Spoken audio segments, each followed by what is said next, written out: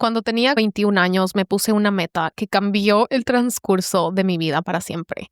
Era una meta absurda, tan grande para el lugar y el momento en el cual estaba. Estaba recién graduada de la universidad, sin nada de experiencia. Se sentía tan imposible que nunca le dije en alto y nunca se lo compartí con otra persona hasta que no se cumplió.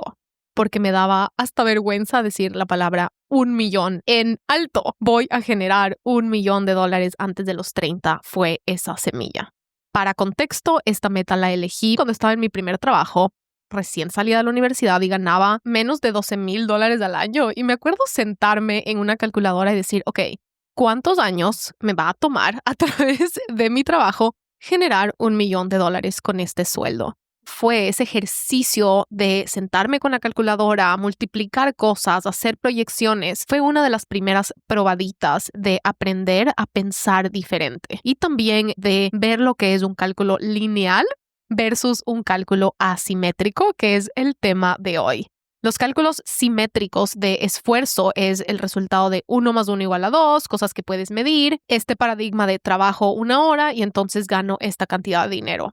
Pero hacer esa proyección fue mi primera experiencia sentándome con estas preguntas gigantes, preguntas que no puedes contestar inmediatamente. Y cuando cumplí 30, reflexioné mucho sobre las cosas que agradezco que pasaron en mis 20s que ahora dan frutos en mis 30s. Porque dije, ok, necesito analizar qué fue lo que mejor funcionó en mis 20s para ahora replicarlo en mis 30s. Porque si hay semillas que yo planté en mis 20s, que ahora estoy cosechando los frutos de mis 30s, me quiero asegurar de que en mis 30s voy a plantar las semillas que quiero cosechar en mis 40s. Mucha de mi reflexión de esa década fue, ¿qué tengo que hacer en mis 30s para que mi versión que cumple 40 años, 45 años, está agradecida con lo que estoy haciendo hoy? Y me senté a identificar estos sistemas de pensamiento, estas maneras de elegir sueños que quiero volver a replicar por lo bien que funcionaron. Y la más grande y la más importante fue la de este episodio que te voy a contar, que se llama El Primer Millón. Les saqué notas de este episodio y también les grabé un tapping, ya que estamos inaugurando la temporada de Códigos de Abundancia. Ya se viene la edición de este año. Estamos empezando esta temporada de hablar de dinero, de cerebro financiero y de nuestra relación con el dinero. Te grabé un tapping que se llama El Gozo de la Responsabilidad Financiera. Es completamente gratis y es para fortalecer y nutrir un antojo genuino y profundo de hacerte responsable por tus finanzas y tu relación con el dinero. Te recomiendo hacer este tapping 7 días seguidos para que sientas el verdadero poder de la herramienta y el efecto acumulativo que tiene cuando lo repites 7 días seguidos. Entonces, para conseguir las notas y este tapping gratuito, solo entra a mi Instagram, Isa García, y mándame un mensaje por interno con el número de este episodio, que es 193. Y si me mandas el número 193, se te va a desbloquear inmediatamente. Todavía me acuerdo como si fuese ayer el día en el que cruzamos esa primera meta con la empresa. Estaba aquí en Miami, que es lo loco. Estaba en un hotel hermoso con una de mis mejores amigas y fue literal en el lanzamiento de la primera edición de Códigos de Abundancia. Fue ese primer lanzamiento de Códigos de Abundancia lo que nos cruzó la línea de haber generado nuestro primer $1,000,000 en la empresa. Y me acuerdo cómo saltábamos, cómo celebrábamos y probablemente fue una de las primeras veces en las que yo dije en alto a alguien que había estado trabajando en esta meta desde el principio de mis 20s y obviamente es una memoria súper especial ese día, ese momento, la celebración, el champán que nos tomamos, pero también fue una iniciación porque algo que yo sí no sabía y que nadie me dijo fue los retos, los miedos y los duelos que aparecieron literalmente al siguiente día a tocar la puerta como que, hola, felicitaciones por tu celebración de ayer, pero ahora tienes que lidiar con esto y bienvenida a saber toda la otra parte que también viene con este sueño. Y una de las cosas que ahora puedo entender que es una de las razones por las cuales esa meta me ayudó tanto es porque fue la primera probadita que tuve de pensar en décadas. Cuando elegí esa meta era absurdamente imposible y si le hubiese contado a alguien a esa edad que esa iba a ser mi meta, me hubiese dicho que estaba loca. Y por eso no le conté a nadie, porque sí había una gran parte de mí que pensaba que no era posible. Y siendo honesta, había una parte de mí que probablemente la mitad no quería decirlo en alto para no decepcionarse y no tener las voces de otras personas diciéndome por qué era imposible o por qué estoy loca o por qué debería tal vez ponerme metas más realistas para no decepcionarme. Pero una de las cosas que Saiza hizo súper bien fue ponerse una meta de 10 años. Y me acuerdo pensar, bueno, si no pasa antes de los 30, pasará antes de los 40. Y igual quiero esta meta. Y si no pasa antes de los 40, pasará antes de los 50. Me acuerdo tener este pensamiento de que tome lo que tome, no me importa, pero quiero saber cómo se siente convertirme en una persona que sabe hacer eso. Y me acuerdo sentir esta objetividad probablemente como antídoto a esos miedos, a ese miedo a la decepción probablemente, pero también una objetividad súper madura que ahora la sigo usando y la sigo replicando de estoy eligiendo esta meta y sé que tarde o temprano va a pasar. No me importa si toma 10, 20, 30 o 40 años, quiero convertirme en una persona que sabe cómo hacer eso. Y yo creo que hay una gran diferencia y estoy tan agradecida. No sé exactamente dónde salió esa manera de pensar, pero estoy tan agradecida porque es muy diferente decir, me voy a sentir suficiente cuando logre eso, que es una meta mucho más conectada con el ego, con la validación, con cómo se ve por afuera, que tiende a llevarnos a muchísima más frustración porque estamos trabajando solo para el momento en el que coronemos la cima. O podemos ponernos las metas de que tome, lo que yo quiero es convertirme en una persona que sabe cómo hacer eso. Y esa meta te devuelve muchísimo el poder porque te devuelve el poder a lo que tienes que aprender y a la persona en la que te tienes que ir convirtiendo, desarrollando, moldeando, creciendo y evolucionando en dirección de esa meta. Y creo que esa fue una de las cosas más inteligentes que pensé a esa edad que ahora estoy replicando.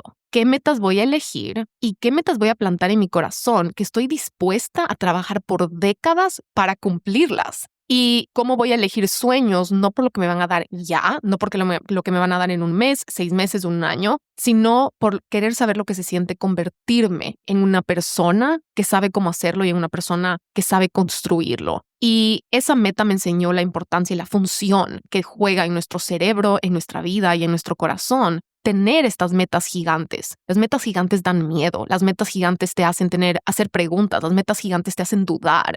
Y es esa la función de por qué te ayudan a evolucionar, a expandirte, a desarrollarte y a madurar en el camino y en el proceso.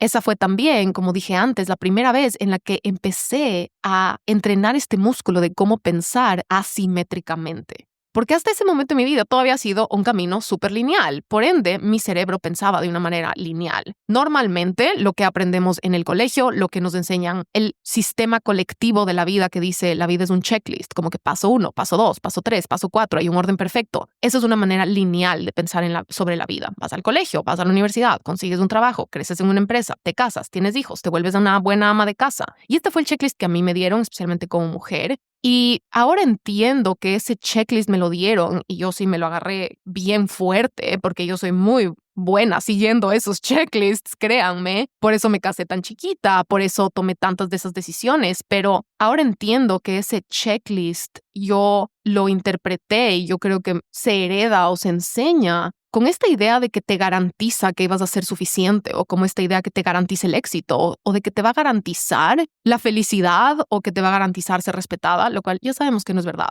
Pero esta meta fue la primera probadita que yo introduje al entorno de mi vida y a mi cerebro que empezó a poner un filtro entre este pensamiento colectivo y este pensamiento solo heredado o este primer contacto con lo que significa pensar de una manera desproporcional, asimétrica, exponencial o más potente, porque pensar asimétricamente es pensar sobre tu vida, tu tiempo, tus recursos, tu esfuerzo, tu cerebro y tus decisiones de una manera que ya no es proporcional y que ya no se puede medir 1 más 1 igual a 2.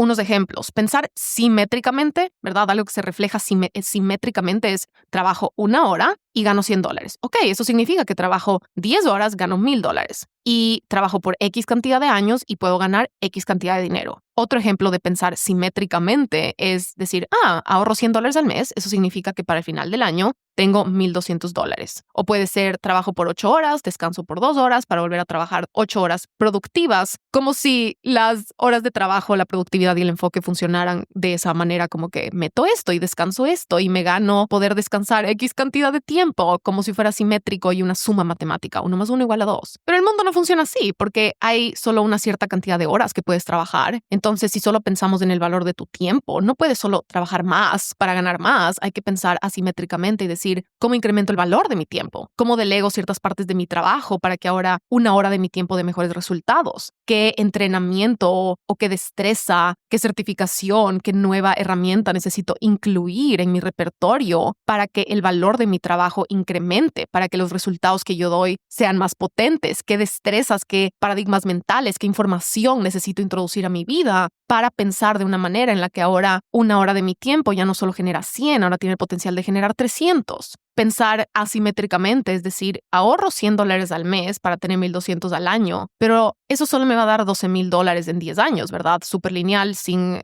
analizar inflación. Pero pensar asimétricamente, es decir, no, ¿qué pasa si invierto $100? Ya no solo ahorro, ahora invierto esos $100. Ya no solo tengo $12,000 en 10 años, ahora tengo 17,000 al año a un 7% de interés compuesto, porque el interés compuesto no funciona linealmente. Por eso Einstein le llamó la octava maravilla del mundo, o por eso es literalmente considerado como una herramienta mágica. Pensar asimétricamente, es decir, me recargué haciendo algo que amo. Por ejemplo, fui al museo o me leí una novela que me inspiró tanto que me voló la cabeza y ahora tuve una nueva idea que generó 10 veces más que una idea mediocre que tuve por estar obligándome a estar ocupada en vez de recargarme cuando me tengo que recargar. Y entonces hay una gran diferencia y hay diferentes momentos en los cuales sí pensar simétricamente es súper útil, pero hay un músculo tan valioso en el mundo y que nos puede cambiar la vida, y es desarrollar y fortalecer esta capacidad de hacer estas preguntas asimétricas y pensar con respecto a los siguientes 10, 20 o 30 años de nuestras vidas de una manera asimétrica. Obviamente, para crear cosas extraordinarias tenemos que aprender a pensar de esa manera y estirarnos a desarrollar ese músculo, porque es un músculo que se entrena y es un músculo que probablemente nadie en el colegio, ni en la universidad, ni de manera colectiva lo estamos viendo como en las noticias o en la radio. Es algo que tenemos que ir a buscar, y especialmente por las preguntas incómodas a las que te lleva a hacer. Te lleva a hacer preguntas gigantes que te hacen reflexionar y contemplar, preguntas existenciales, preguntas filosóficas,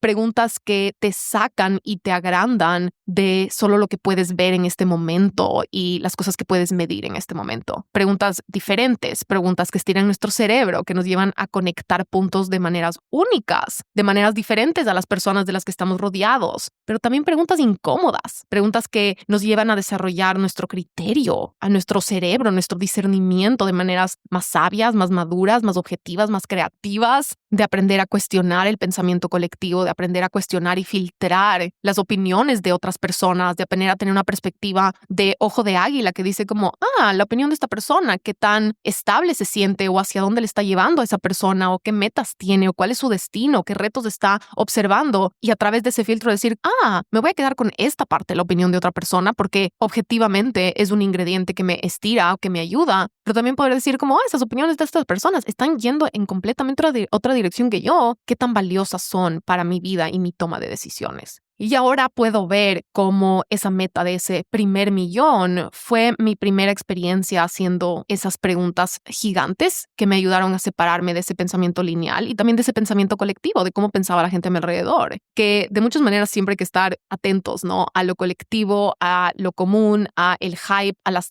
tendencias de muchísimas personas simultáneamente, y filtrar de no irnos con la manada, de estar constantemente regresando a tu criterio, a tus coordenadas, a tu visión de la vida, pero también porque cuando hay estas manadas hay una mayor posibilidad de estar entrando en patrones de pensamiento mediocres. Y eso sí es algo que amo de esa Isa, y es que tenía tanto miedo a una vida mediocre y tenía tanto miedo a tomar decisiones mediocres. Y ahora cuando regreso a ver a esos 10 años, en verdad puedo ver cómo la mediocridad, y no me refiero solo profesional, no me refiero a la mediocridad financiera o de metas de dinero, me refiero a la mediocridad en todas las áreas de nuestras vidas, es tan aceptada a veces. Por ejemplo, la mediocridad en las relaciones. Cuando yo me estaba en un proceso de divorcio, lo que más escuchaba era, así es el matrimonio, así son las relaciones, no siempre puede ser una luna de miel, no siempre puede ser hermoso. Y yo me acuerdo, wow, si yo dejo entrar, y yo me acuerdo solo este baldazo de agua fría, de esta aceptación a las relaciones y los matrimonios mediocres, por ejemplo. Y es como, si no tenemos cuidado, la mediocridad puede entrar sin darnos cuenta, como un veneno, una erosión súper sutil que no prende alarmas, pero que lentamente puede matar nuestros sueños, nuestra creatividad, nuestra energía, nuestra recursividad, nuestra ilusión de poner y construir y crear caminos y crear cosas que no han existido antes y de experimentar y buscar esa construcción de metas extraordinariamente tuyas. La siguiente función de una meta gigantesca que podemos aprender de este ejemplo es reconocer que todavía no eres la persona que construye la meta. Y para mí eso estaba muy claro por las condiciones en las que estaba. Nadie nunca me había hablado de dinero. Yo había escuchado y había crecido en un contexto y las reglas que me habían enseñado y en las cuales yo vivía alrededor es que una mujer no debería decir dinero, no debería ser plata, no debería tener conversaciones financieras, no debería tener conversaciones al respecto, no debería hacer preguntas. Y crecí escuchando que las mujeres nunca deberían ser las que están tomando decisiones financieras, no deberían preguntar y no deberían tampoco querer aprender, porque ese es un tema que hay que dejar en manos de los hombres. Y entonces hasta ese punto en mi vida, el tema financiero era algo que delegabas y tercerizabas al hombre de tu vida. Y entonces la meta más grande cuando se trataba de dinero era consigue un esposo que te mantenga. Creo que ese contraste funcionó a mi favor, porque yo tenía muy claro que no sabía lo que necesitaba saber. Y fue súper objetivo, como, todavía no sé lo que tengo que saber. No me enseñaron y nadie me va a enseñar. Yo tengo que ir a aprender. Y por ende, quiero aprender y necesito aprender. Y creo que eso puso el poder en mis manos. Creo que es una de las cosas más poderosas que podemos hacer y es encontrar algo que hacer en esa dirección. Me dio la objetividad y la humildad para decir, hay mucho por hacer porque hay mucho por aprender. Manos a la obra. Y esa pregunta cambió mi vida porque me enseñó a siempre preguntar, ¿qué tengo que aprender para lograr esta meta? Y desde esa vez es la pregunta con la cual empiezo todos mis sueños. A veces me preguntan mucho cómo hago para sentirme merecedora de algo o cómo hago para sentirme suficiente de algo. Y esas preguntas tienen ciertos contextos en los cuales son súper importantes y lugares emocionales y profundos que sí se tienen y se pueden trabajar. Pero a mí eso no me ayuda a ponerme en acción y no me da algo que hacer. No me da un plan de acción del cual yo me puedo hacer responsable. Y entonces una pregunta que sí me da ese poder y que sí me da un plan de acción es ¿qué tengo que aprender en ese ámbito? ¿Qué tengo que aprender en esa industria? ¿Qué tengo que aprender y alrededor de qué expertos me tengo que colocar? ¿Qué libros necesito comprar? ¿Qué entrenamientos tengo que hacer? ¿Qué podcasts puedo escuchar? ¿Qué artículos tengo que leer? ¿Qué tipo de noticias me tengo que exponer para ganar no solo el vocabulario, las herramientas y el conocimiento que me van a ayudar a convertirme más apta, más capaz, me van a dar esa seguridad interior de hablar ese idioma, entender ese mundo para entonces poder construir en ese mundo? La tercera función de una meta gigante es bajar la cabeza y trabajar. Y gracias a que era una meta que yo sabía que mínimo iba a tomar 10 años, tal vez 20, tal vez 30, y no había nadie a mi alrededor creyendo en mí, ni esperando eso de mí, ni aplaudiéndome en ese camino, el camino fue súper claro. Y por eso, de nuevo, fue súper difícil en ciertos momentos del camino sentirme sola, sentir que nadie creía en mí. Pero ahora agradezco tanto que ese fue el caso, porque el camino fue solo baja la cabeza, trabaja y construye. Y sí me gustaría decirle a la Isa de esa década pasada que disfrute de eso un poco más, que disfrute de poder trabajar en silencio o de cierta manera siendo invisible, porque cuando nadie cree en ti, nadie espera nada de ti, es como ser el underdog y eso te da mucho espacio para, sin distracciones, para bajar la cabeza y trabajar. Y hubieron obviamente muchas partes de ese camino en el que me daba tanta rabia y tantas iras que nadie cree en mí por ser mujer, especialmente que por ser mujer me traten a mí y a mis proyectos y a mis negocios como una niña jugando a la casita. Y obviamente muchísimas personas que se burlaron de mí, que me criticaron. Pero yo de cierta manera obviamente usé como gasolina el quererles probar lo contrario. Y eso funcionó súper bien, fue una súper buena gasolina porque fue no me voy a distraer con esto, sino voy a usarlo para trabajar súper duro y para probarme a mí misma. Pero ya después de años y después de madurar, es como que en verdad no tenían por qué creer en mí. No tenían por qué pensar que lo iba a lograr o aplaudirme cada parte del camino, porque eso nos lo tenemos que ganar, ¿no? En cierto punto del camino me acuerdo ya desde una madurez mucho más como fría y objetiva, mirarme al espejo y decir, ¿qué me da el derecho de esperar apoyo o aplausos solo porque sí? Solo por ser mujer, no, o por tener una meta, como que el tener una meta o tener un sueño, ¿por qué me da el derecho de esperar algo a cambio? Me lo tengo que ganar. Y de nuevo la respuesta fue, baja la cabeza y trabaja. La cuarta función de esta meta gigante fue esta de aprender a ser más crítica con las opiniones de otras personas. A mi alrededor habían tal vez 1 o 2 personas empezando su negocio, pero yo me sentía súper sola y por esa soledad venían muchos miedos y dudas de ¿será que yo estoy mal? ¿Será porque yo estoy haciendo las cosas diferentes? ¿Será que significa que estoy en el camino incorrecto? Porque a un nivel súper biológico y subconsciente en nuestra cabeza tiende a sentir, obviamente, porque como evolucionamos, que lo que hace todo el mundo es el camino correcto y si tú te apartas de eso, vienen todos estos miedos, estas alarmas de como, cuidado, te mueres, te estás yendo en un camino completamente desconocido. Y entonces tuve muchos pensamientos durante todos esos momentos en los que tomé decisiones muy poco convencionales de, ¿será que estoy haciendo mal? Porque soy la única que está haciendo esto y porque estoy tomando decisiones súper diferentes a este listado y a este checklist del orden perfecto, como si el orden perfecto de este checklist debería ser una fórmula mágica que no solo funciona para todo el mundo, sino que garantiza resultados para todo el mundo. Y sabemos que ese no es el caso. Pero esta meta gigante fue un catalizador que me ayudó a transformar esa mentalidad de, no, mi destino es otro. Y de empezar a filtrar de quién tomo consejos. Y me di cuenta que no había muchas personas con las mismas coordenadas, de poder adoptar ese ojo de águila y decir, ok,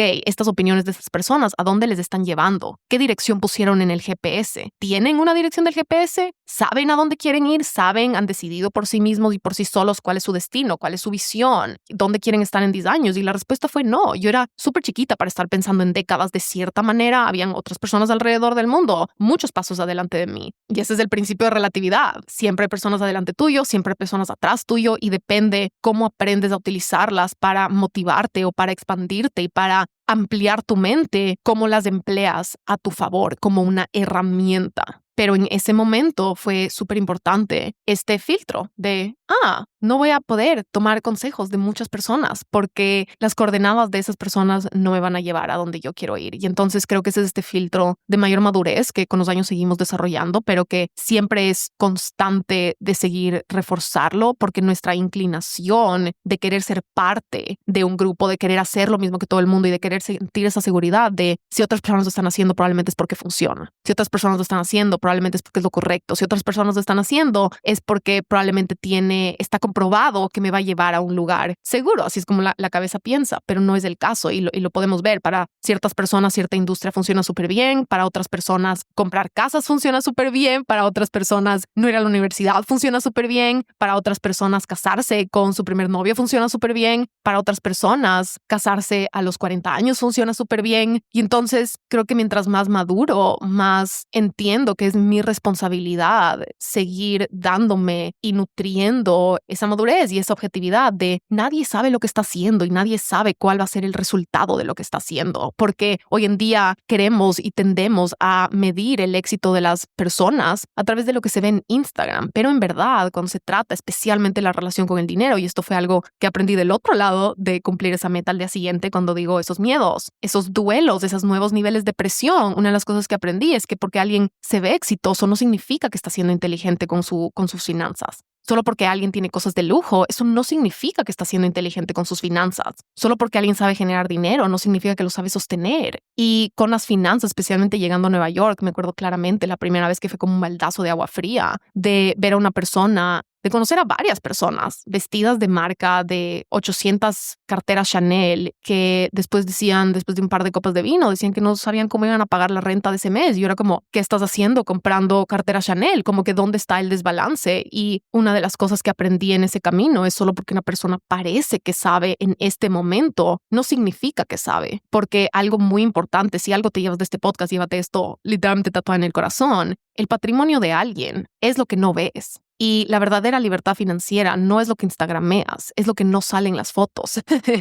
Y cuando se trata de buenas decisiones financieras, las buenas decisiones financieras no se pueden ver ni se pueden instagramear. Las buenas decisiones financieras dan frutos a lo largo de tu vida a través de darte calma, a través de darte opciones, a través de darte seguridad para pivotear, para cambiar, para elegir qué haces y qué no haces. Y más que nada, para cuando llegas a la última década de tu vida es cuando de verdad se van a poder ver los frutos de todo ese trabajo. Y entonces yo creo que esa es una de las trampas más importantes en las que hoy en día tenemos que tener mucho cuidado de caer, y es que tus decisiones financieras no deberían ser nunca influenciadas por lo que ves en Instagram y lo que ves en redes sociales, y nunca deberías asumir que por las cosas físicas de alguien eso es simétrico a que esa persona tiene un buen cerebro financiero. Una de las cosas más importantes que podemos hacer en este camino de nuestra relación con el dinero, de nuestra responsabilidad financiera, del gozo de la responsabilidad financiera, es volvernos difícilmente impresionables. Es tener y colocar estos filtros de no caer en estas trampas brillantes y no caer en estas cosas que suenan impresionantes, que se ven impresionantes por cuánto validan al ego, porque eso no es simétrico ni paralelo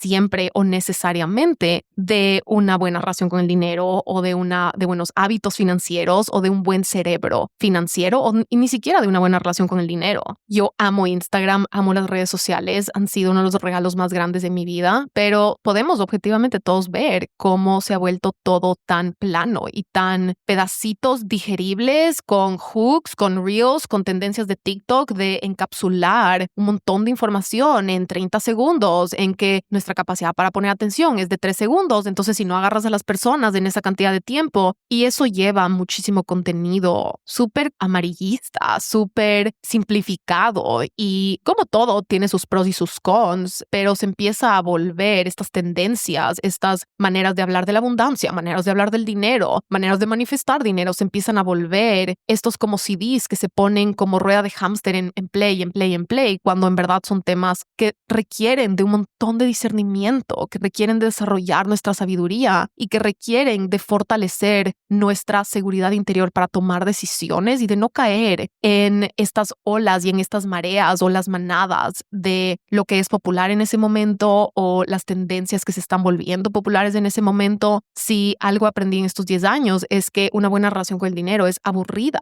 y esto vamos a hablar muchísimo en códigos de abundancia, cómo desarrollar y cómo medir, el asegurarte de no estar llenándote y ocupándote solo para sentir que estás haciendo cosas, en vez de aprender cómo pensar sobre dinero, sobre inversiones de una manera que sí piense de aquí a 50 años y no de aquí al siguiente post de Instagram de lo que vas a sacar en una foto, de cómo vas a celebrar o de cómo te vas a sentir suficiente al lado de una persona que ves en Instagram que está tomando ciertas decisiones financieras. Nunca, nunca, nunca, nunca tomes decisiones financieras basadas en el 1% de las cosas de alguien que puedes ver en redes sociales. Y vuélvete difícil de impresionar. Haz preguntas más profundas, mantén ese criterio y ese discernimiento más fuerte y una capacidad de análisis más profunda que no se deja solo llevar por ese 1% o por la punta del iceberg. Esa es, yo creo, uno de los puntos más importantes que hace ese libro, La psicología del dinero. Les voy a dejar el link aquí abajo. Es un librazo. Ojo que no menciona ni una sola mujer en todo el libro. Pero aparte de eso, es un librazo por la tesis de el patrimonio de alguien. La riqueza de alguien es literalmente lo que tú no puedes ver. Son las cosas que no compró, son las casas que no compró, son los viajes que no tomó, son las carteras que no compró, son las joyas que no tiene. Porque las cosas que no hizo representan el dinero que una persona sabe cómo sostener, invertir y poner a trabajar. Y es el dinero que no usas el que de verdad te compra lo que de verdad estamos buscando a través de la abundancia, que es tener más opciones, darte más libertad para que puedas decir que no, que puedas decir que sí y que puedas elegir cada vez con más espacio, con más colchón, con más espacio para esperar, espacio para accionar, espacio para cosas inesperadas que matemáticamente y estadísticamente nos pasan a todos, espacio para reaccionar y espacio para tener independencia, no solo de cómo usas tu tiempo, sino independencia de pensamiento, independencia creativa, independencia de criterio, independencia de cómo usas tu tiempo, cómo pasas tu vida, con quién lo haces, a quién dejas de entrar a tu vida y para quién trabajas, con quién trabajas. Y entonces, si estamos hablando de esa verdadera función de la abundancia financiera, de caminar hacia una libertad financiera, estamos hablando de lo que ese dinero que no utilizas es capaz de comprar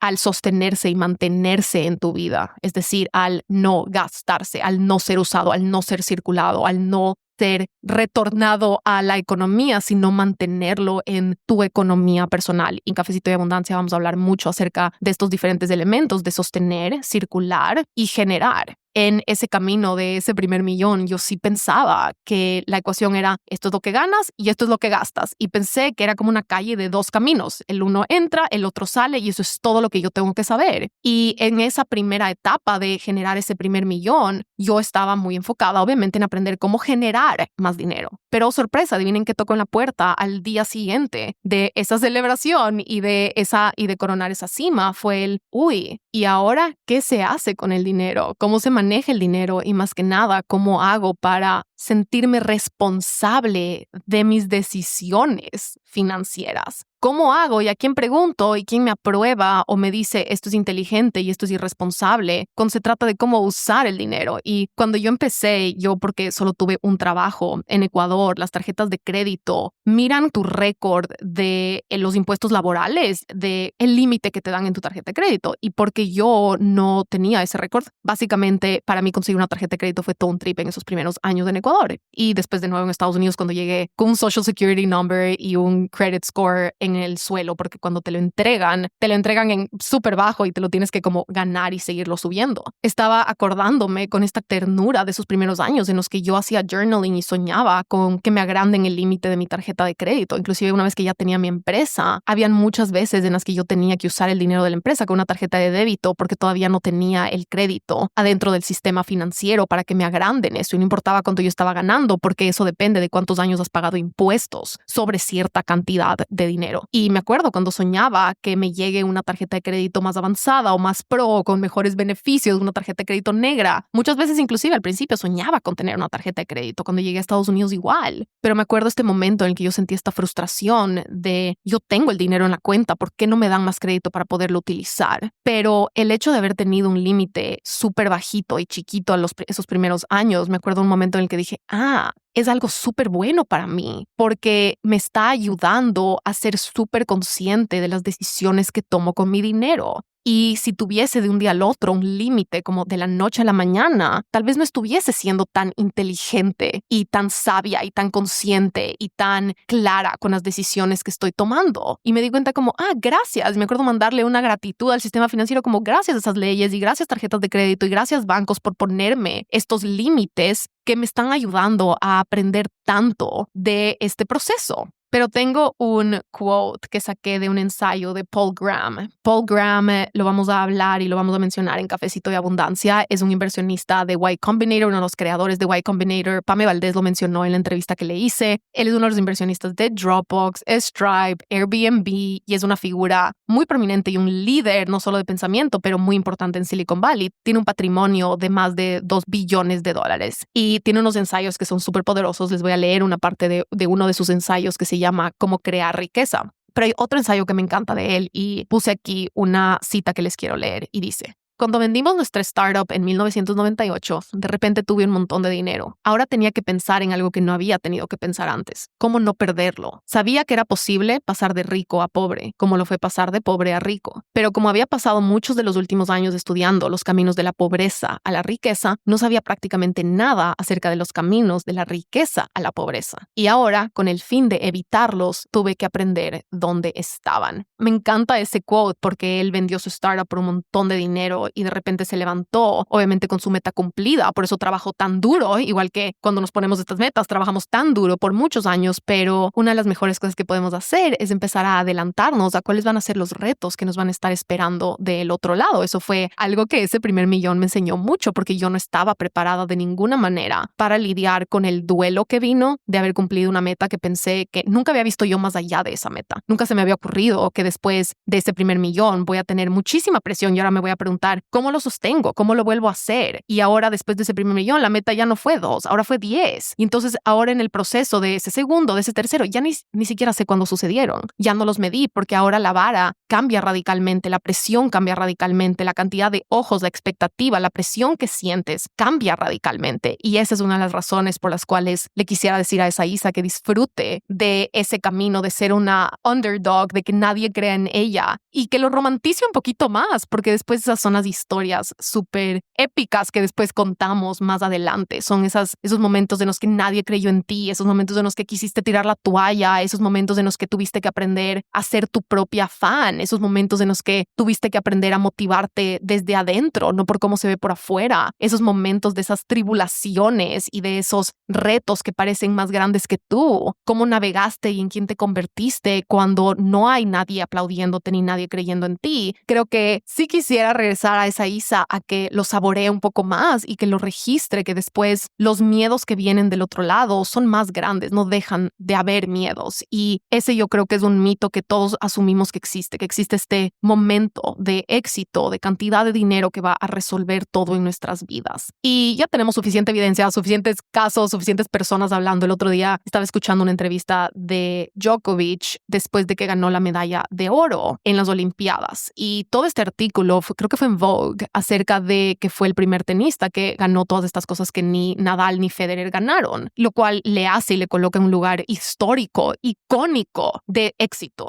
Y cuando le preguntaron algo, no me acuerdo si la pregunta fue ¿qué piensas antes de entrar a la cancha o qué piensas antes de ir a dormir? Y él respondió, siento miedo de no ser suficiente. Si ves el documental, a mí me encanta ver documentales de atletas por eso. Si ves el documental de Naomi Osaka, número 1 en tenis, ¿qué está pensando? Que no va a ser suficiente, que cómo lo va a sostener, que le van a ganar, que va a perder el título. Y entonces creo que ya necesitamos como de verdad enfrentar bien claro y bien maduramente y bien objetivamente que ninguna meta te va a absolver de miedos, sino que se trata de elegir qué miedos quieres sostener. Y hay otro quote que se ve cuando los tenistas están por salir a jugar y es: la presión es un privilegio. Y esto es lo mismo con estos miedos. Mientras seguimos creciendo, mientras nos seguimos expandiendo, mientras seguimos evolucionando, no van a dejar de haber miedos. Van a haber diferentes miedos, de muchas maneras. Miedos más grandes, miedos más pesados, miedos más complejos, miedos más difíciles de manejar. También miedos que menos personas experimentan. Pero mi nuevo mantra se ha vuelto: elige miedos más rentables. Si igual va a dar miedo, elige miedos que te ayuden a crear más, que te ayuden a desarrollar mejores destrezas, que te ayuden a pensar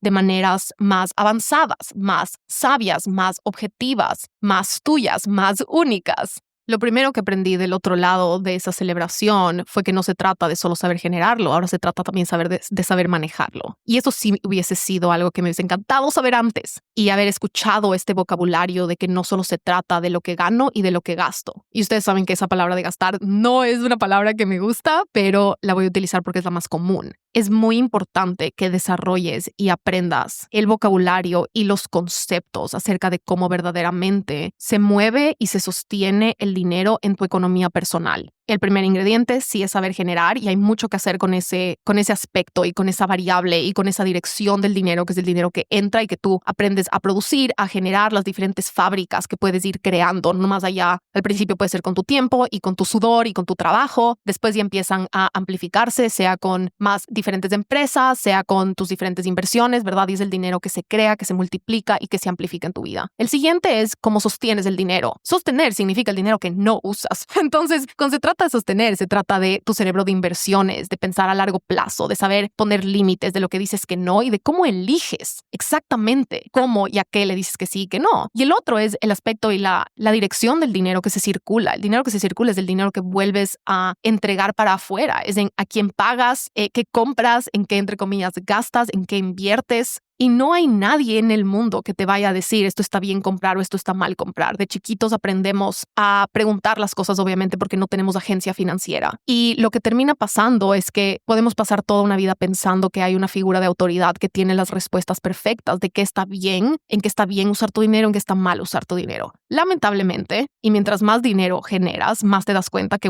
eso no existe. No existe un camino perfecto, no existe una fórmula perfecta, no existen reglas, no existe a quién preguntar, no existe quien te apruebe o quien te diga qué está bien, qué está mal. Lo único que existe es un desarrollo de tu propio criterio, de aprender a tener el vocabulario y a desarrollar lo que yo llamo una matrix de cómo tomas decisiones. No es algo que pasa por accidente, es algo que pasa, que solo se crea y se genera y se desarrolla muy intencionalmente haciendo el trabajo. Obviamente vamos a hacer eso en el programa de 5 semanas de Códigos de Abundancia. Pero sí me acuerdo del otro día cuando todos esos miedos vinieron a tocar la puerta, sentir como, ¿por qué nadie me dijo que el juego no se trata de solo saber ganar y generar ese dinero? Ahora vienen y mi cabeza fue como, hay otras partes del juego que yo no sabía que existían. Y mientras antes aprendes a verlas, identificarlas, ponerle en palabras, aprender esos conceptos y desarrollar, obviamente esa infraestructura, antes obviamente la sabes manejar y no te coge desprevenida.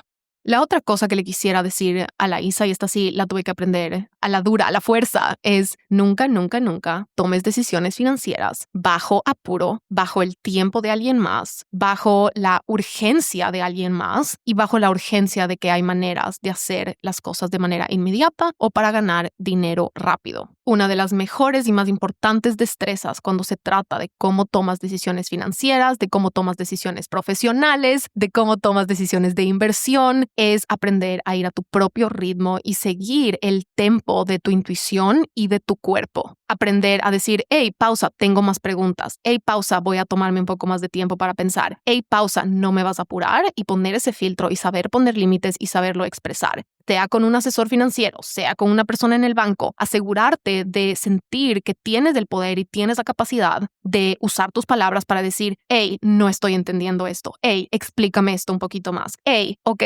dame una semana, dame un mes. Porque cuando se trata de decisiones financieras, lo que más importa es lo más a largo plazo y a poder acceder a una neutralidad interior. Porque con el dinero se van a aprender siempre por intrínseco, por biología, por todos los miedos a los que eso está conectado, aspectos de nuestro subconsciente, de nuestro cerebro, que tienen que ver con la supervivencia, que tienen que ver con la pertenencia, que tienen que ver con el ego, que tienen que ver con miedos súper profundos y anhelos súper profundos que muchas veces ni siquiera son tuyos, son generacionales y son heredados. Entonces, si sabemos que esta parte de nuestra vida y este aspecto de nuestra vida es muy delicado por la fragilidad y la vulnerabilidad que tiene a ser guiado e influenciado por estos aspectos subconscientes, si solo tenemos ya ese awareness y ya tenemos solo esa conciencia de saber cómo, esta parte de nuestras vidas colectivamente tiende a ser influenciada, persuadida, movida por fuerzas subconscientes más grandes que mi objetividad, más grandes que mi intuición muchas veces.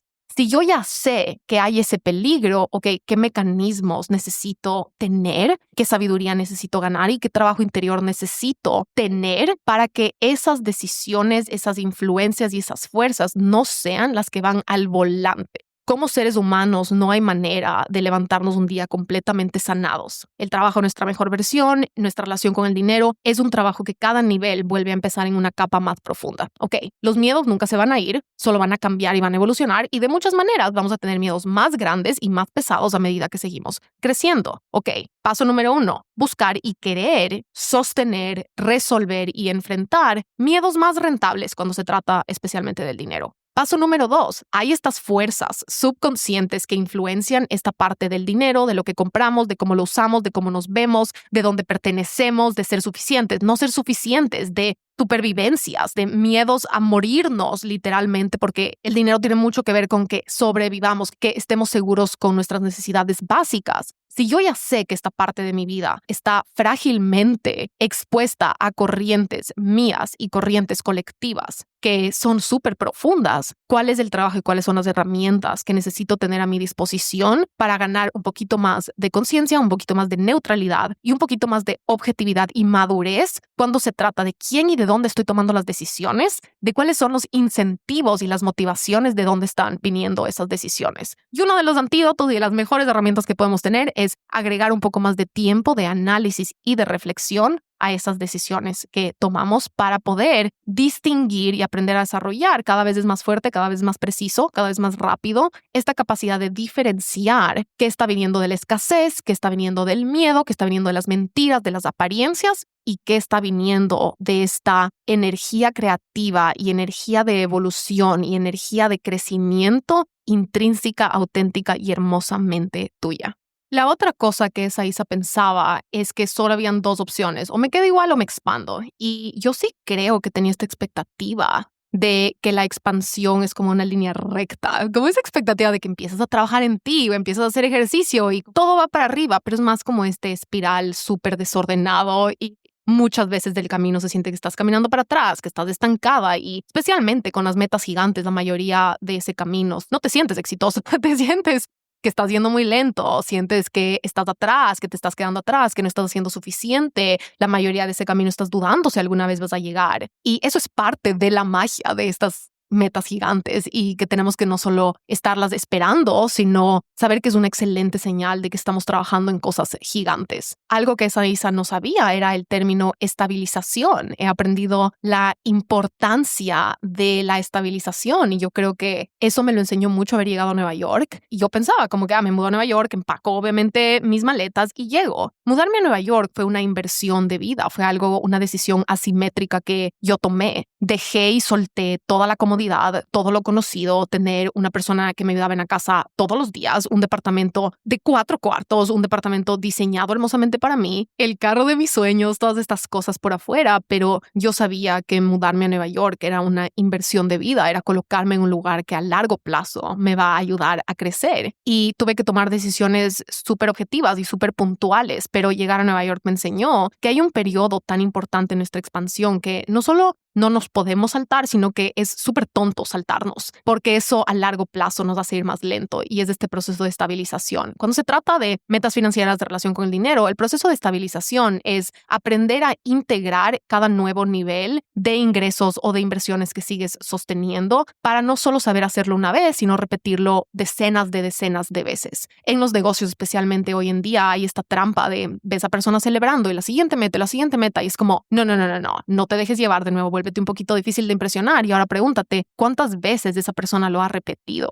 Y también ponte en tus metas que no solo se trata de hacerlo una vez, se trata de hacerlo decenas de veces para verdaderamente integrarlo y verdaderamente dominarlo. Entonces, un ejemplo con el ejercicio es que no solo quiero saber cómo remar 5 kilómetros, quiero saber remar 5 kilómetros en las condiciones más difíciles, quiero saber remar 5 kilómetros todos los días en las semanas en las que estoy cansada, quiero saber y conocer y desarrollar la disciplina de llegar a remar 5 veces a la semana cuando no quiero, cuando me quiero rendir, qué hago cuando quiero tirar la toalla, quién soy cuando no dormí, cuando dormí mal, cuando tengo mucho estrés, cuando tengo mucha presión. Y cuando se trata de generar dinero, especialmente a través de nuestras empresas, hay esa destreza que también es silenciosa y no es instagramiable, que con tu madurez tienes que buscar y que tienes que desarrollar y que tienes que saber que ese proceso de estabilización no es un proceso lleno de medallas, pero es literalmente las raíces y los cimientos que te van a poder después llegar a una meta muchísimo más grande con esa neutralidad, con las cosas integradas, con las raíces bien ancladas y con la seguridad interior, la verdadera seguridad interior del carácter y la madurez y el cerebro necesario para seguir construyendo en ese camino.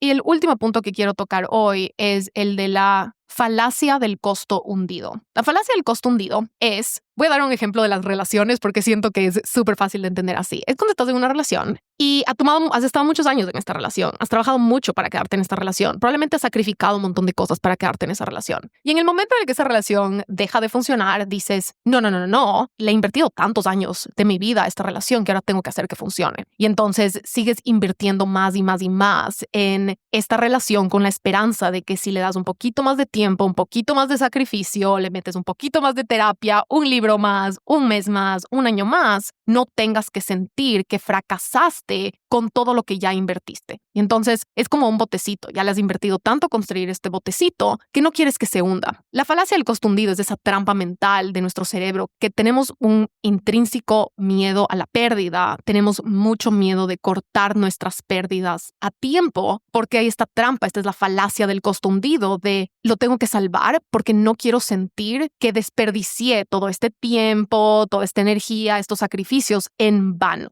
Sin embargo, el antídoto a esta falacia del costo hundido es cortar tus pérdidas a tiempo. Es decir, esta relación no está yendo a ningún lado. Mejor me saco la curita rápido y atravieso el reto rápido para entonces poder ponerme a construir la relación que es una relación que sí verdaderamente funciona. Me acuerdo clarito cuando una psicóloga me dijo, solo sácate la curita. En pocas, elige el dolor de una sacada de la curita y de hacer algo que sí duele y que sí es súper difícil una vez por encima de las llagas y las microheridas constantes de quedarte en un lugar que no funciona. En ese momento no la escuché, pero un año después me divorcié. Pero tenemos que aprender cómo funciona nuestro cerebro para poder estar atentos, ¿verdad? A cuando caemos en esta trampa. Con mi carrera profesional y volviendo a la Isa de los 20, cuando después de que me puse esta meta, me empecé a dar cuenta que iba a tener que crear más cosas que solo trabajar a tiempo completo para llegar a esa meta. Fue muy claro que ese camino lineal no era un lugar en el que yo podía asimétricamente generar $1 millón en 10 años. Solo no era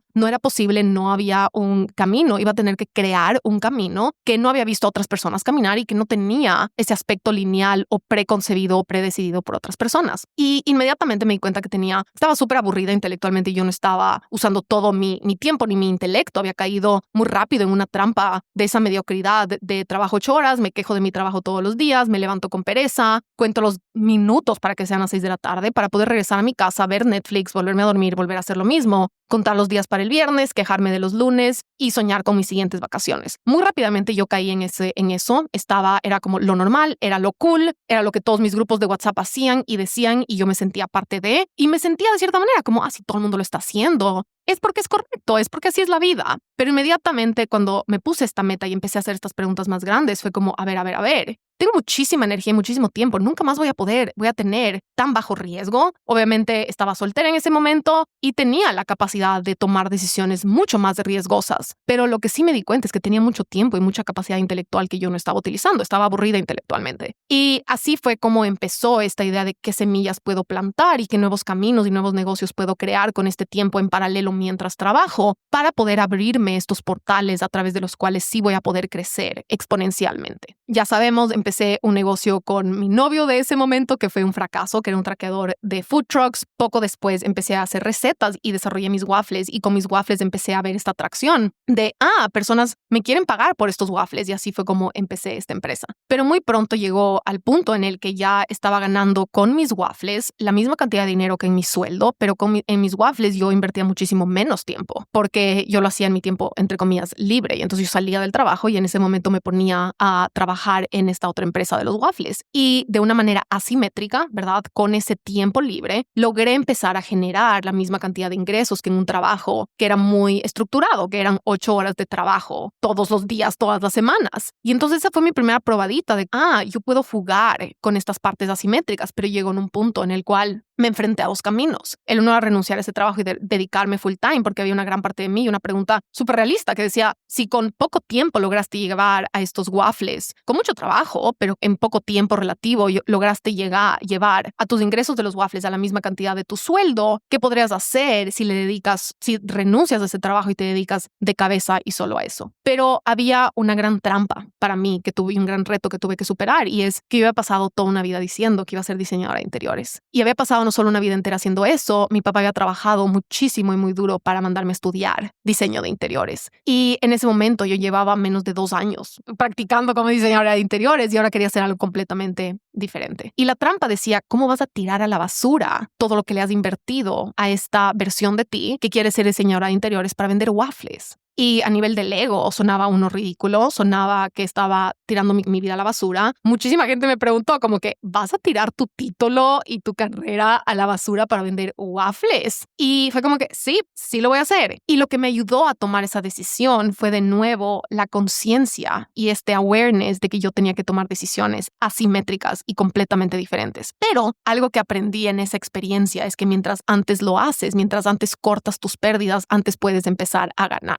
Y cuando digo pérdidas me refiero a estos barcos a los cuales les hemos invertido y que se puede sentir como salir de una relación, que perdiste estos años de tu vida, ¿verdad? Que perdiste, y hay muchos episodios en este podcast acerca de cómo redefinir el fracaso, mi opinión sobre el fracaso, toda la cosa. Nunca salimos en verdad perdiendo porque estamos construyendo y nunca empezamos en verdad de cero. Pero nuestra cabeza sí siente eso. Cuando sales de una relación dice, me voy a rendir, de verdad voy a fracasar, de verdad voy a haber perdido mi tiempo. Cuando cambiamos de carrera podemos decir, ¿cómo que voy a empezar desde cero? ¿Cómo que voy a tirar todos estos esfuerzos por la borda? Pero otro ejemplo fue para mudarme a Nueva York. Cuando yo salí de la embajada gringa y me dijeron, tu green card está aprobado, tienes 6 meses para mudarte a Estados Unidos. Yo salí de ahí sabiendo y dándome cuenta que iba a tener que dejar todo a mi alrededor, tenía que vender todo lo que yo tenía que ponerme a conseguir una casa, ponerme a amoblar una nueva casa en otro país, pero iba a tener que soltar y cortar todas estas cosas que eran mi vida en Ecuador. Y habían dos opciones, o me demoraba 6 meses y me tomaba estos 6 meses que me dieron para entrar a Estados Unidos y lo hacía todo lentamente y como medidamente,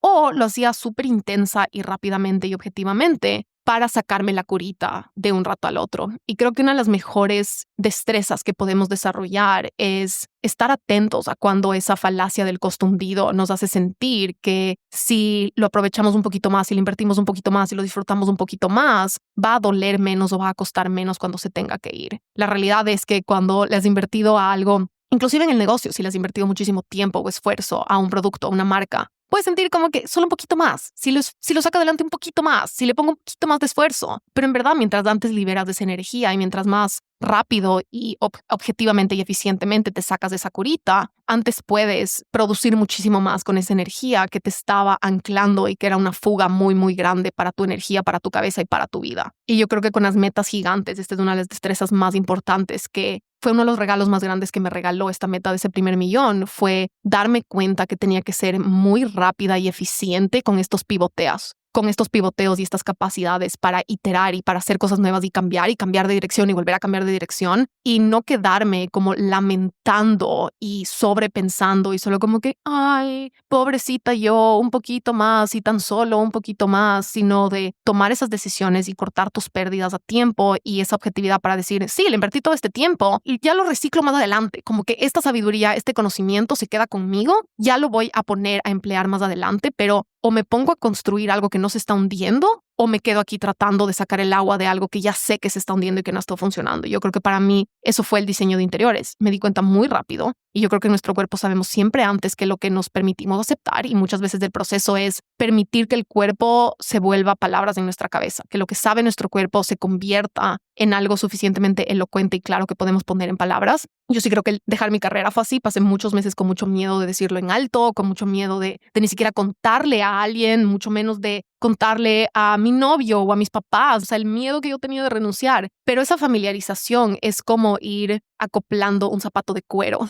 Es como ir poquito a poco aflojando y dando palabras y familiarizándonos con las palabras que toma hacer lo que sabes que tienes que hacer. Pero esa meta gigante me ayudó a ser muy objetiva de que iba a tener que ser súper valiente y de que una meta gigante viene acompañada de acciones valientes para poderse construir. No fue la meta lo que me cambió la vida, fue las acciones que me llevó a tomar esa meta lo que me ayudó a construir algo que cambió mi vida. Pero no podemos subestimar el poder que puede tener una meta profundamente tuya, profundamente conectada con tu desarrollo, con tu evolución, con tu crecimiento, medida en décadas y el impacto que puede tener en donde nos levantamos de aquí a 10 años. Y esta es la inspiración que estoy tomando, analizando, reflexionando y digiriendo para las nuevas metas de esta nueva década de 30 años. Un nuevo paradigma que me ha cambiado la vida en estos años, especialmente desde que llegué y me mudé a Estados Unidos, es que yo he pasado mucho tiempo con esta idea de que tenía que romper patrones. Pero algo que cambió todo para mí fue la idea de crear nuevos patrones, de decir, ¿qué nuevos patrones financieros quiero yo ser la responsable de crear y de que otras personas entonces puedan decir e inspirarse de la generación de nuevos patrones? Creo que de nuevo este paradigma mental nos saca del victimismo, nos saca del lamento, nos saca de la frustración de que no hay cosas que están en nuestras manos hacer y nos devuelve el poder de decir que quiero aprender, que voy a aprender y qué nuevos patrones voy a crear para mí y para las personas que vienen después de mí. Así que si este es el año, antes de terminar el año es una delicia terminar con códigos porque terminar el año haciéndote cargo de tu relación con el dinero es uno de los regalos más hermosos que le podemos dar a nuestra versión del próximo año. Esa es una de las cosas que más me gusta hacer códigos de abundancia en esta época del año porque ya se siente como empezar a desarrollar el terreno de los siguientes años y no hay nada más hermoso que terminar un año con mucha ilusión de lo que se viene, no solo en un año, no solo en esos 365 días, no en el borrón y cuenta nueva, sino en la construcción de lo que vamos a estar haciendo y en quién nos estamos convirtiendo de aquí a 5, 10, 15 y 20 años. Cuando se trata de responsabilidad financiera,